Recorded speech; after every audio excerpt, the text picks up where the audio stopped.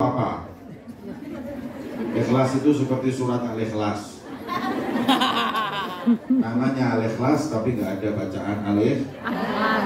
Ikhlas itu dalam bahasa Arab adalah mengosongkan niat dalam beribadah kepada selain Allah. Itu ikhlas. Murni. Ikhlas itu artinya murni. Kholis aslinya kholis. Kholis itu murni. Amalan yang kholis, amalan yang murni, gak ada niat kepada selain Allah. Orang-orang dulu tuh ikhlas, amalannya untuk Allah tapi masih nangis, takut gak diterima. Lah kita ini Masya Allah, nih, amalannya kecampur-campur, kadang juga gak ada amalannya, tapi kadang masih merasa kita beramal.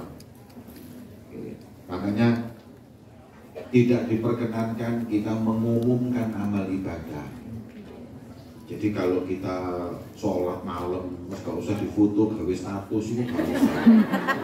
Saya kasih tahu, kenapa sholat malam pahalanya lebih besar dari sholat duha? Karena sholat malam itu nggak ada yang tahu. Kalau sampai buat status gitu pengumuman, hilang kabeh ganjaran. Nggak perlu tahu. Ya, kalau perlu ini bawa setiap amalan yang dibawa sampai mati, tidak ada orang yang tahu. Itu jadi bekal untuk nanti berjumpa dengan Allah Subhanahu wa Ta'ala. Amin. Memang cari amalan ikhlas itu sulit, apalagi kalau deket-deket pilpres, pilkada. Ini wis boleh amalan sing ikhlas itu jarang. Nih, saya pernah diundang ke Sulawesi di Kendari. Ada yang dari Kendari nggak di sini? Kendari di Sulawesi saya diundang. Yang waktu itu yang undang gubernurnya. Begitu nyampe di sana saya mampir masjid di perjalanan. Masjid itu masjidnya bagus tapi nggak ada karpetnya, tapi ada bekas karpet, ada bekas lint dulu. Saya tanya, "Loh Pak, ini kok masjid bagus nggak ada karpetnya, terus ada bekas, kenapa?" "Ini kemarin ada karpetnya, dibantu sama calon gubernur. Tapi begitu gagal nggak jadi naik, dipokot, ditarik kembali." Bayangno, masjid tuh, bantuan masjid dicabut kembali. Nah, setelah jelas amalan dan ikhlas. Amalannya hanya untuk mendapat kedudukan ujian di sisi Allah Subhanahu wa Ta'ala. Sekarang seperti yang lagi rame-ramenya, kalau ibadah apapun diviralkan, bikin itu. Kalau memang dia niatnya itu untuk buat orang supaya ikut melakukan sedekah seperti dia, niatnya seperti itu, apa-apa, mungkin itu adalah motivasi buat yang lain. Tapi kalau niatnya itu nggak ada seperti itu, hanya untuk cari kedudukan, itu nggak ikhlas. Orang yang nggak ikhlas itu kesian, sudah uangnya hilang, ya nggak dapat apa-apa kecuali dapat ujian dari Allah. Nah yang seperti ini ada orang nggak ikhlas ini, ada contohnya dalam suatu hadis. Ada tiga orang ini lagi dihisap sama Allah. Yang pertama orang kaya. Kemudian ditanya, "Kau sedekah untuk apa?" Jawabannya, "Saya mencari ridhomu ya Allah." Jawabannya Allah Ta'ala, "Bohong. Kamu supaya dipanggil orang sebagai seorang yang dermawan, loman." Terus akhirnya katanya Allah, lempar semua amalannya di wajahnya dan lempar orang itu ke neraka. Itu gesing sugi-sugi yang amal-amal seperti itu. Yang kedua, kiai-kiai habaib. Kau dakwah sana, dakwah sini, cari apa? Cari ridhomu, goro, boleh amplop. Boleh ridho itu kok nanti tak diamplopin, mulai prenas-prenos kok. Nggak boleh. Tetapi aku cari ridhomu, ndak. Kemudian katanya Allah, lemparkan amalannya itu dan masukkan dia ke neraka. Yang ketiga, orang yang jihad fisabilillah. Orang jihad ini berangkat jihad Ditanya, apa niatmu? I'la kalimatillah, membela agama Allah. Bohong. Kau mau dipanggil, kamu adalah pendekar, kau adalah kesatria, kau syuja, pemberani, hanya cari pujian orang. Jadi tiga-tiganya ini semuanya hanya untuk dipanggil dai, hanya dipanggil dermawan, dipanggil pemberani. Amalannya nggak ada yang karena Allah, akhirnya dilempar, dikembalikan dan dimasukkan neraka. Na'udzubillah min. Maka itu kita kalau tidak ikhlas tuh mikir gini loh, kita ini amalan pas-pasan, terus gak ikhlas terus duwe apa? Kalau orang-orang yang amalannya banyak nggak ikhlas yang lumayan, separuh gak ikhlas, yang separuh bisa masukkan dia ke surga. Nah kalau amal kita ini sudah pas-pasan, ngepres mesti kurang kadang-kadang, terus gak ikhlas, yang ada kita rugi. Na'udzubillah min. Berupaya untuk tetap ikhlas. Terus ikhlas itu, ini ada pendapat ulama, alhamdulillah. Kalau kalian sampean kan pasti pernah ya, amalan dan ikhlas pasti pernah. Tapi kita minta sama Allah, ya Rob, amalan saya yang dulu gak ikhlas terima ya Allah. Itu nanti dengan kedermawanannya Allah akan diterima, lumayan. Kalau enggak, ya wis entek amalan kula kali sampean. Jadi minta sama Allah amalan yang kurang ikhlas diikhlaskan untuk Allah Subhanahu wa ta'ala. Tapi juga jangan sampai gara-gara takut gak ikhlas terus kemudian gak amal. Gitu loh. Salah aneh ini. Engko gak sembahyang aku wedi delok wong. Delok wong aku gak ikhlas untuk tambah akhir amalanku. Kok diculuk malaikat kabeh wong. Bukan terus seperti itu. Meninggalkan amal karena orang itu juga nggak boleh.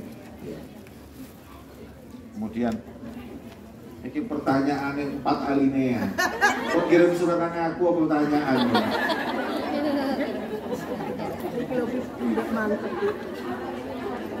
Yang pendek-pendek aja, Beb.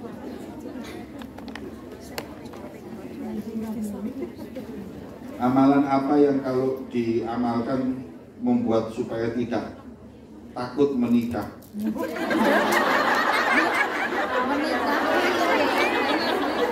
Aku kasih tingkat ini. Biasanya orang tanya amalan supaya cepat nikah apa tuh? Ini malah minta amalan supaya nggak takut menikah sih. Mbok udah ini apa?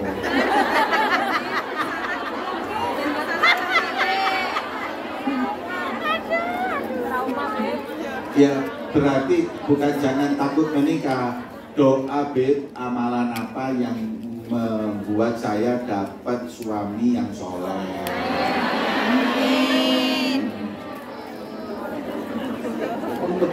Nabi Dracula apa itu? Jadi gini, ya memang mungkin seperti itu. Minta sama Allah. Jadi ada doa, kan ada namanya sholat istikharah. Istikharah itu adalah minta sama Allah apakah dia yang terbaik atau bukan. Kalau dia yang terbaik, ya Allah mudahkan. Kalau dia bukan yang terbaik, jauhkan. Itu istikharah sing benar. Namun kadang kalau orang sudah jatuh cinta, istikharahnya berubah. Ya Allah, kalau dia yang terbaik untuk memudahkan. Kalau dia ya Rob bukan yang terbaik, rubahlah supaya jadi yang terbaik. Paksakan. Jadi jadinya maksud Gusti Allah. Paksakan. Nah itu ini loh. Kadang orang perempuan itu kalau sudah senang sama laki-laki itu terus akhirnya dia itu buta. Kalau sudah buta kadang sering dibohongi, sering diakali. Nah, maka daripada itu pasrahkan semua itu sama Allah dengan istikharah. Jadi umpama ada orang datang baik atau tidaknya kita istikharah. Yang kedua tanya, dohir juga harus ditanya. Maknanya apa?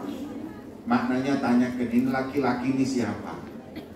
Makanya hati-hati, jangan kenalan laki-laki dengan media sosial saja, itu jangan. Harus tahu ini orang siapa, keluarganya siapa. Rasulullah bersabda seperti ini, wanita itu dinikahi karena 4 hal. Kemudian kata ulama, begitu juga laki-laki dicintai juga karena 4 hal. Pertama, sampai kalau cari laki-laki dia bisa memberi nafkah kamu, kerja tanggung jawab. Li jamaliha, yang wajahnya itu menarik untukmu. Nih, supaya kau tangi turu delok wong aja delok bodoh. Dalam kitab Imam Ghazali itu disebutkan laki-laki itu disunahkan berdandan untuk istri. Istilahnya laki-laki di rumah itu tidak boleh bau. Kan sering saya lihat di mana namanya media sosial itu seakan-akan wanita itu dituntut untuk cantik depan suami. Loh, suami juga dituntut ganteng depan istri. Di kitab ada itu. Aku gak ngawur iki.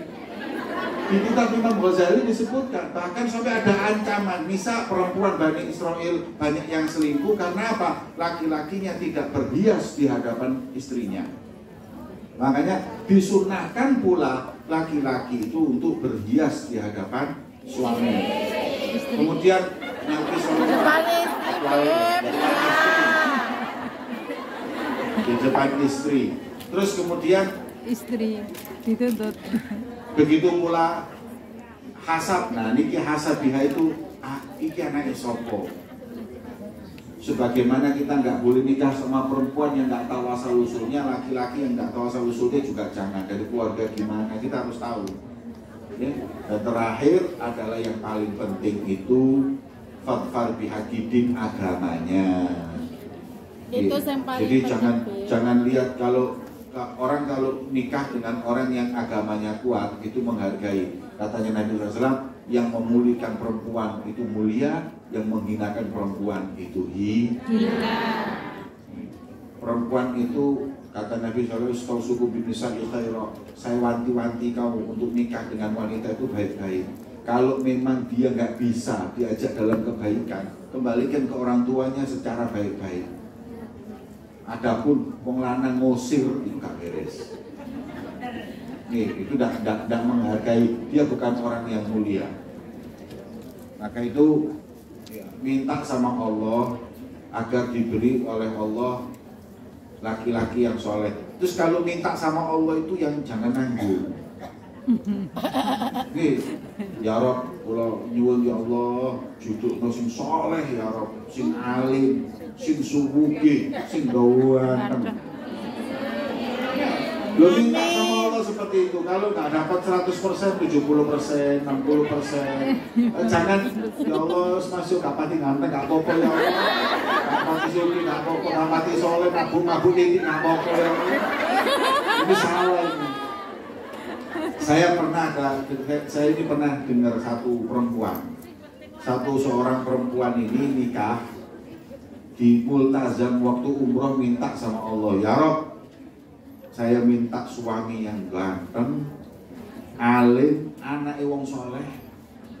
Bisa ganteng, alim, anaknya wong soleh, rezeki ini wis enak kan? Dia minta sama Allah. Cuman permintaannya kurang lengkap. Akhirnya waktu dia pulang, alhamdulillah dia dikabulkan oleh Allah. Suaminya itu ganteng, soleh, anaknya orang alim, sugih. Cuma jadi bojo sing kepapat.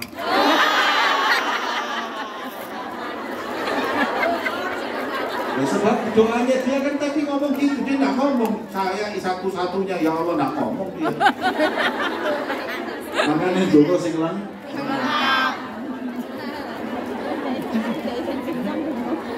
Menemani beliau jalan-jalan atau menghadiri majelis taklim, ya hadiri majelis taklim lah. Majelis ini jalan-jalan sama durian Nabi, sama ke majelisnya Nabi. Ya apa? Pilih majelisnya Nabi lah. Ya, majelisnya ini kan kayak sekarang ini majelisnya Nabi Muhammad. Nah, kalau kita ada majelis ilmu itu dahulukan. Kecuali kalau ada orang yang membutuhkan untuk pertolongan kita, sekali-sekali monggo. Tapi kalau saya lihat orang-orang di Hongkong ini waktu libur cuma seminggu sekali. Gunakanlah waktu sebaik-baiknya itu, sewaktu yang hanya sedikit itu untuk sebaik-baiknya, yaitu untuk nuntut ilmu. Ya, nuntut ilmu. Maka dari itu, kecuali kalau